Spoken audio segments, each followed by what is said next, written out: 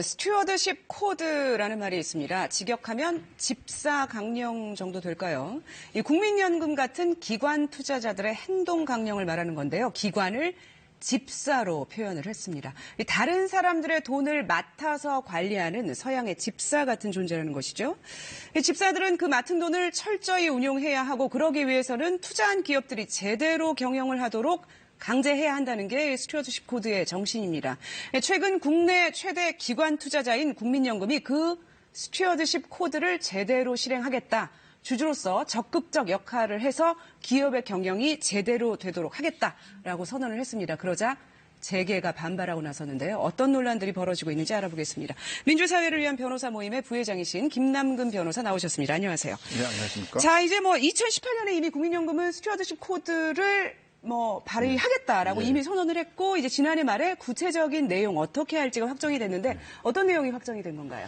스튜어드십 코드에 하게 되면은 이제 그 기업 가치를 크게 훼손하거나 주주의 권익을 침해하는 그런 회사에 대해서는 먼저 비공개 대화를 통해 가지고 이사회의 어떤 지배 구조를 개선하도록 요구하고, 그러더라도 개선을 하지 않는 경우는 중점 관리 대상으로 선정을 하고, 그 다음에 이제 공개 서한 같은 것들을 통해서 이제 이사회 지배 구조를 개선하도록 이렇게 하고 있습니다. 그렇지만은 이제 최근에 보게 되면 횡령 배임 등으로 회사에 큰 손실을 입힌다라든가, 또 대규모 산재 사고 같은 것이 생기다든가, 환경 훼손을 해가지고 기업의 가치를 크게 훼손하는 그런 회사들이 생기고 있는데요. 그러한 경우에 있어서는 이제 비공개 대화나 중점 관리 대상 선정을 하지 않고 바로 적극적 주주 제안으로 들어가서 관련 이사의 해임을 요구한다든가, 국민연금이 추천하는 이사들을 이사회에 참여시키도록 요구한다든가, 횡령 배임과 같은 행위를 한 이사에 대해서는 이사의 자격을 제한하도록 이렇게 정관 변경을 요구한다든가 하는 적극적 주주 제안을 하겠다는 것입니다. 그러니까 이제 상황에 따라서 판단해 보고 이 행동이 지금 기업이 기업 가치를 계속 떨어뜨리고 있으면 개입을 우리도 주주로서 하겠다. 그런 말씀이신데, 자, 왜 이런 국민연금의 적극적 주주 역할이 필요하다고 판단을 했을까요? 그러니까 그 기업 가치를 훼손하거나 주주들의 권익을 침해하는 경우에 있어서는 이제 이사회가 사전에 그런 경영진의 방침에 대해서 견제하는 역할들을 해야 됩니다. 또 그런 손해가 크게 발생했을 때는 사후적으로 이제 손해배상 책임 같은 것들을 물어야 되는데, 한국의 대기업 같은 경우에 있어서는 그런 문제가 발생했을 때 한 번 이사회 한 번 열리지 않는 그런 대기업들이 많습니다.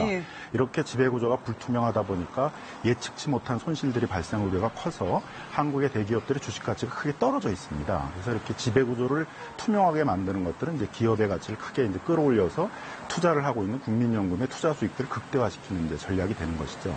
대표적인 것으로 이제 캘리포니아의 공무원 연금이라고 하는 캘퍼스가 지금 있는데, 이제 해외 사례를 말씀을 해주고 계신데, 그러니까 정리를 하자면 국민연금이 주주로서의 권리를 적극적으로 행사하고자 하는 것은 투자한 주주로서 기업의 가치와 수익을 극대화하는 것이 근본적인 목적이다라는 것인데, 자, 지금 안 그래도 질문을 드리려고 했어요. 해외에도 이런 공적 기금이 크게 운용되는 데가 많지 않습니까? 그런 데서도 좀 주주 역할을 적극적으로 행사를 하는 건가요? 네, 대표적인 게 이제 캘리포니아 공무원 연금이라는 이제 캘퍼스 같은 데인데요. 캘퍼스 같은 경우에 있어서는 이제 이사회 지배 구조가 불투명한 회사들에 대해서는 그 운용액이 우리나라의 국민연금하고 비교하면 어느 정도 규모인가요? 우리나라 국민연금보다는 좀 규모는 적습니다. 왜냐하면 캘리포니아일 거니까요. 네, 적습니다만 이제 그런 연기금들이 이제 미국의 경우는 캘리포니아, 뉴욕의 연기금, 펜실베니아 연기금, 그래서 이제 많은 연기금들이 있는데요. 그런 연기금들이 또 연대를 해가지고도 또 활동을 하고 있거든요. 그래서 캘리포니아 연기금 캘퍼스가 이제 그런 적극적인 주주 활동들을 통해 가지고 이제 투자 대상 기업들의 가치를 끌어올려서 수익을 극대화시켰다. 그래서 그걸 캘퍼스 효과라고까지 이렇게 얘기를 하고 있는데요. 그런 효과를 보고서는 이제 많은 그 연기금들이 참여하고 있습니다. 최근에는 2017년도에 뉴욕에 있는 이제 공무원, 소방관, 경찰 연기금들이 이제 8개 연기금이 연대를 해서 IBM에 대해서 주주들이 추천하는 이사들을 이제 이사회에 참여시키라는 정관 변경을 요구했고, 그거에 대해서 경영권 침해다라고 요구를 하니까, 그래봐야 우리가 가서 한두 명 들어가서 견제하는 역할인데 무슨 경영권 침해냐, 이렇게. 그래서 표대결을 벌려가지고 결국은 연기금들이 이제 이겨서 정관 변경에 이르기까지 되었습니다. 알겠습니다. 자, 지금 말씀하신 걸 보면은 사실 국민연금도 주주예요. 합법적인 주주니까. 내가 이제 경영권에 관련해서 문제가 있으면은 경영에 문제가 있다고 우리가 얘기를 하는 거다. 개선을 요구하는 거다.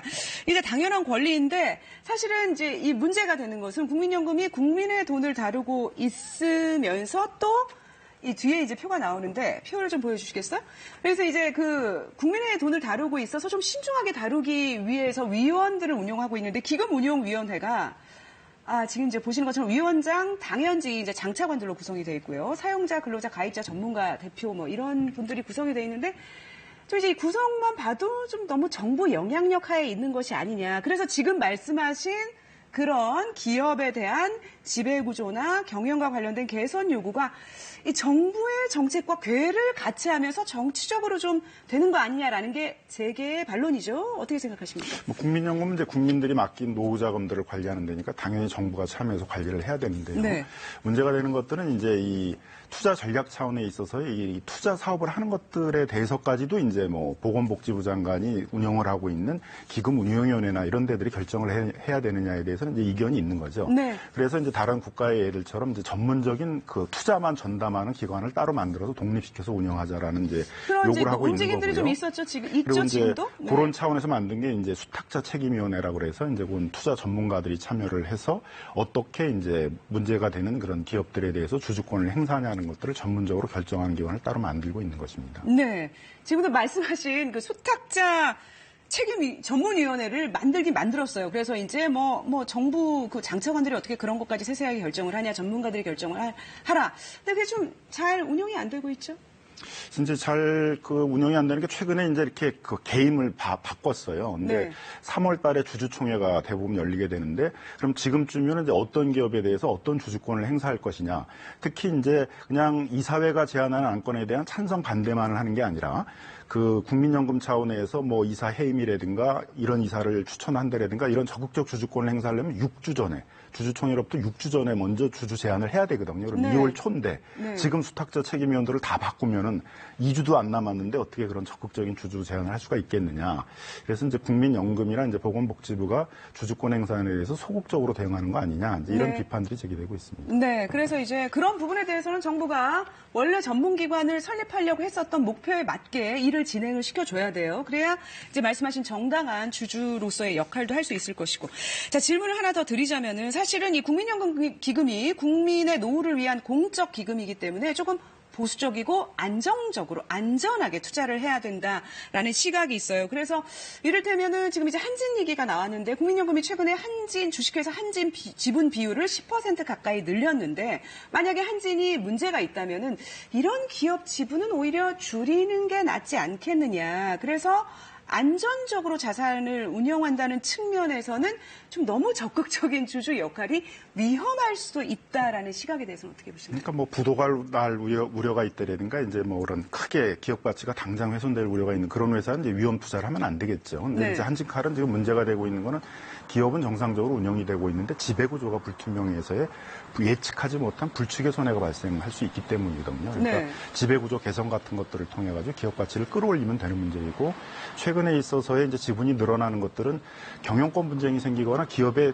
그 지배구조에 대해서 투명한 노력들을 하게 되면 주식 가치는 올라가게 돼 있거든요. 그래서 작년 한 11월 뭐 이렇게 경서부터 이제 크게 그 주식 가치가 올라가게 되니까 그 위탁을 받은 이제 투자 회사들이 한진 지분들을 이제 많이 매입을 하고 있는 것이죠. 그래서 지분율이 올라가고 있는 것입니다.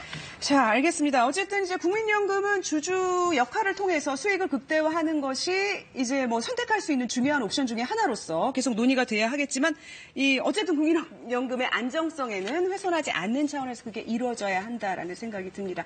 민변의 김남근 변호사였습니다. 고맙습니다. 네.